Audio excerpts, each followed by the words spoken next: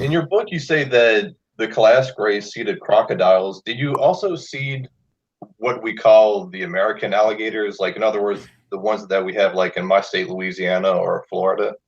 There's a great connectivity between those different bloodlines, and there are certain infusions and influences from people of the Empire, mostly KALASK, yes. Various of those reptilian races, including those of those. Cool.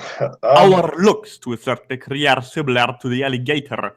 We're aware from the most popular pictures, yes, from the artist, the snout doesn't quite resemble us, due to the limitations of the electronic gadgets you're using, yes?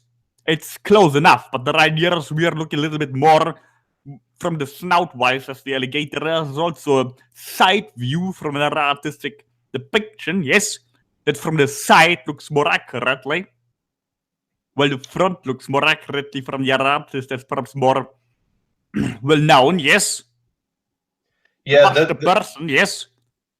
But the snout idea is more sufficient than the other one. The idea is we're having more of this structure similar to the alligator. It's difficult again to describe exactly something to you that you have no reference point to other than the one that we just mentioned.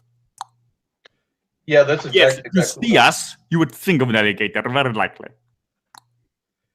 Yeah, I was gonna say, definitely your snout and the teeth reminds me the most of alligators. Correct. So can you say like how many millions of years ago crocodiles and alligators were first seeded on Earth? Not quite. It's the idea of your own time frame that you're having that's different from what we're used to. I mean, was it before or after the dinosaurs? Before.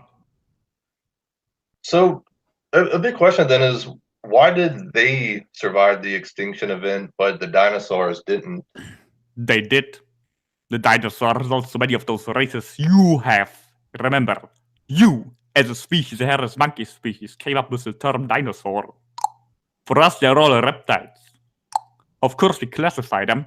There's no such thing as the crocodile, the snake, or the dinosaur. All of those could be separated or readjusted in different interpretations. Many of the beings you consider dinosaurs are still very well alive. Your komodo dragon, for example, could also be classified as a dinosaur. Many of your sea creatures would also still be classified as dinosaurs, some of which you have still not discovered. And some live inside of your planet that you would also consider dinosaurs that are still well alive.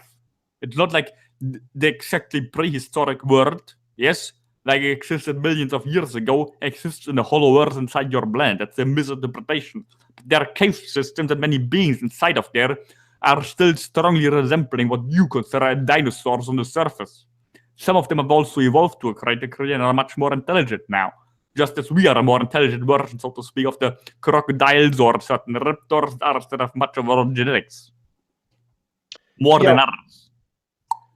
Right before the session started, I was trying to research to find out when komodo dragons first appeared on the Earth, and there's a lot of debate over this. Can you tell me when komodo dragons were when they first appeared on the Earth?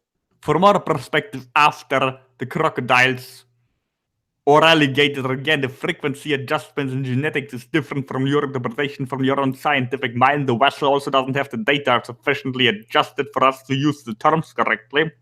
But from our perspective, after our first seeding, and there were also various versions of what you consider a komodo dragon. It wasn't all one bloodline, so to speak. There have been adjustments made. But was it before or after this so-called extinction event? It was seeded before your extinction event. That's why we mentioned it as a survivor. Okay, I see. Yeah, the only reason I ask is, you know, a lot of people think that they're only a few 100,000 years old. Some people think a few million, but yeah, there's just a lot of controversy. But okay, yes. Anyway, yeah, thanks for answering those questions. And now to move on to the topic. From our perspective, they're very well aware of what you would consider dinosaurs, yes. They're not the modern appearance either.